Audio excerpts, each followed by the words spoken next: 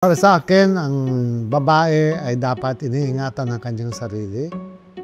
Kung magagawa niyang magtiis na virgin siya hanggang sa ikasal siya, much the better. Because pag hindi ka na virgin, everything will be easy on you. Madali ka na din magpapalit ng partner, madali ka na din magpapalit ng boyfriend because you don't have anything to treasure anymore. At like ko sinasabi sa lahat ng babae na hanggat matitiis mo ang iyong boyfriend o asawa mo, go ahead. Tigilan natin pagka-liberal.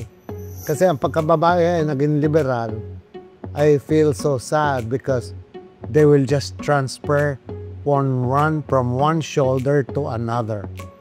Hahanap at hahanap at hahanap at hahanap hanggang sasabihin hanggang sa makatagpo ako. Paano kung di ka makatagpo? Nag-transfer ka na lang from one shoulder to another. Po akong babae, masakit. Kasi may mga bagay-bagay na pwedeng pagtiisan, pwedeng pagpasensyahan. Kasi pag liberal-minded ka na, wala ka ng pasensya, hindi ka na nagtitiis, wala na. Everything is to you is easy. And that is a product of modern society.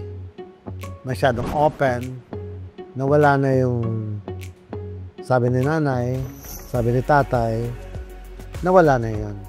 Always remember that our parents have been there for a long time and what they're telling to us is what they have experienced. And they're telling that to us because they don't want us to experience the same path na dinaanan nila.